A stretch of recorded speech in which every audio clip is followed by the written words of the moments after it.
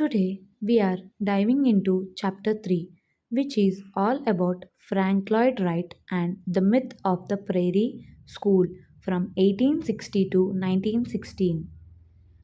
Wright is a legend, but there's more to his story than just being a great architect.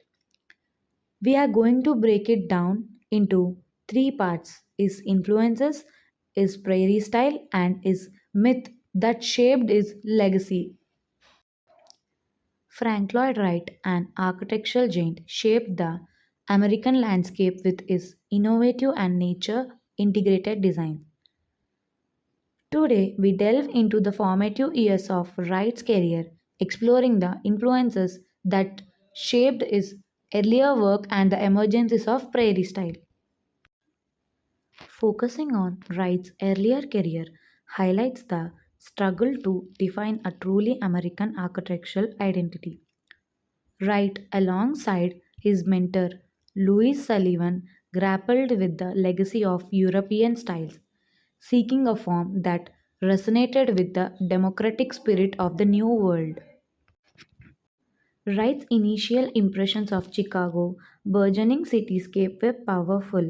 He described the awe-inspiring industrial landscape as something out of the Urbane Nights, hinting at the exotic vision. The challenge both Sullivan and Wright faced with monumentality. How could they translate the grandeur of the traditional architecture into forms suitable for modern American life? Sullivan explored this through his storm designs, while Wright experimented with classical and Gothic elements in his earlier residential work. Wright's own house in Oak Park, built in 1889, reveals a fascinating blend of influences, which is derived from Richardsonian and Price designs, demonstrating Wright's initial reliance on established architectural language. However, even here, we can see the seeds of his unique vision. The Charnel House, designed in collaboration with Salvian, showcases a move towards more refined historical styles. This orientalizing Italianate design reflects the prevailing eclecticism of the era. The Winslow House marks a crucial turning point. Its innovative approach, featuring a formal, symmetrical street facade and informal, asymmetrical garden facade. This duality anticipates the planning strategies of Wright's mature prairie style, demonstrating his growing confidence in manipulating form and function. The Winslow houses also reveals Wright's evolving approach to detail. The mixture of sash and casement windows reflecting a transitional phase. Wright was gradually moving away from the traditional window types towards the horizontal emphasis that could characterize his prairie style. The prairie style highlights the influence of Japanese architecture, which Wright had studied since the 1890s. The fireplace, as a central gathering point, embodies the warmth and intimacy that Wright sought to create his homes. These earlier explorations, Wright developed his signature prairie style, characterized by its horizontal lines, open floor plans, and integration with the surrounding landscape. Frank Lloyd Wright, an architectural visionary, shaped the American landscape with his revolutionary ideas, but his iconic prairie style didn't emerge overnight. It was a journey, a fascinating evolution fueled by influences both near and far. In his early years, Wright explored various architectural styles. Hints of the future can be seen, but he hadn't yet found his unique voice. He grappled with established forms, seeking a breakthrough. Some historians suggest the geometric clarity of verbal blocks, a childhood learning tool, influenced his design thinking. Wright himself mentioned the impact of these toys on his approach to structure. A pivotal moment came with the 1893 Chicago World's Fair, the Japanese exhibit. A reconstruction of the Hoden Temple offered Wright a glimpse into a different architectural philosophy.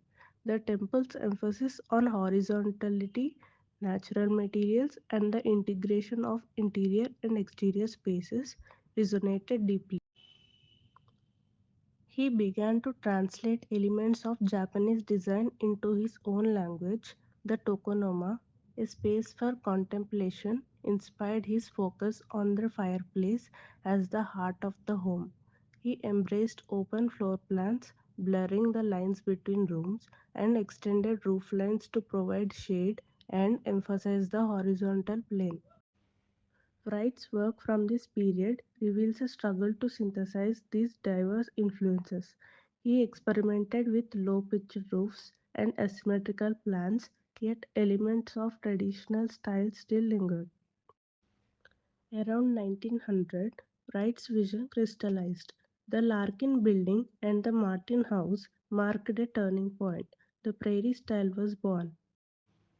The prairie style celebrated the vastness of the American Midwest. Homes hugged the ground, featuring open plants that flowed seamlessly. Large windows connected interiors with the surrounding landscape. Natural materials like wood and brick were celebrated for their inherent beauty. Wright's prairie houses weren't just buildings, they were environments designed for modern living. They embodied a new sense of freedom and connection with nature. The prairie has a beauty of its own, Wright wrote, and we should recognize and accentuate this natural beauty. His architecture became a powerful expression of the American spirit, rooted in its landscape and embracing the possibilities of modern technology. Frank Lloyd Wright's journey to the prairie style was a testament to his genius. He absorbed diverse influences, experimented fearlessly, and ultimately created an architectural language that continues to inspire awe and admiration today. The architectural style and innovations of Frank Lloyd Wright in the early 20th century, focusing on three of his masterpieces: the Martin Luther King, the Unity Temple, and the Larkin Building. Wright's unique style of architecture. Wright developed a distinct architectural style, moving away from the classical base and embracing a unique manner characterized by the modulated pattern plan form and gridded articulation of supports and voids. Masterpieces of from 1904 to 1906, the Martin House, the Unity Temple, and the Larkin Building exemplifies Wright's innovative approach. The Martin House is the first example of Wright's consistent use of Tatter grid plan, which is also seen in other two buildings.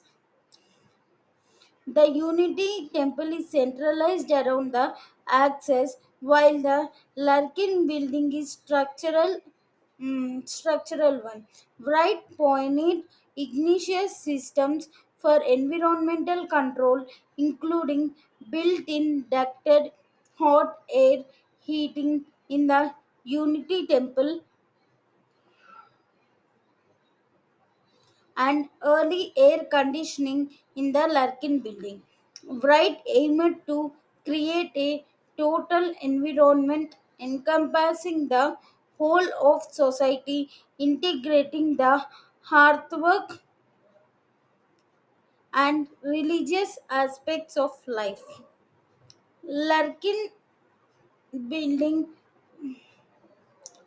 Wright was disappointed that he was not allowed to restyle the surroundings of Larkin building, which is hindering his visions of total environment.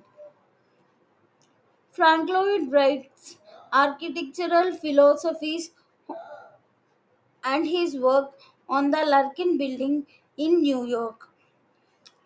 Wright aimed to create a total environment that impacted all aspects of life from the family, hearth to work and worship. He saw the hearth as the moral and spiritual center of a home, and he wanted to extend this concept to the public spaces.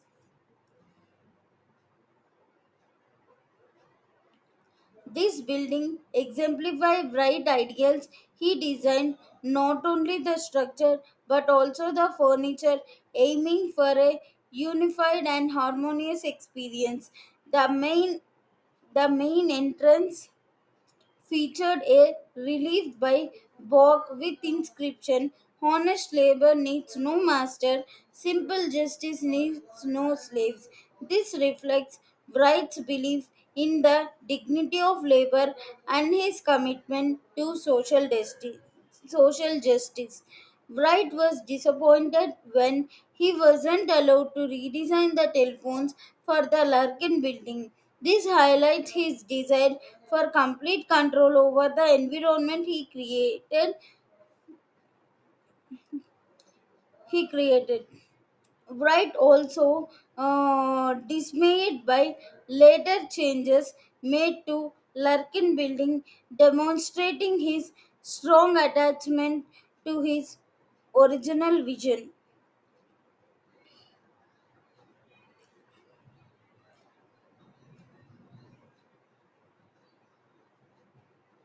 Prairie's style was firmly established by Wright, drawing inspiration from the flat landscapes of American Midwest. This style oscillated between two design approaches, rambling and asymmetrical, exemplified by the Avery Cooling House. Compact and symmetrical, represented by Roby House, the Hardy House, built in 1905 in Racine, Wisconsin. It was considered as the purest and manifestation of bright, symmetrical, and contained design. Wright's final executed work in Chicago features the interplay of horizontal and vertical elements and the use of galleries, low terraces, and sculpted furnaces.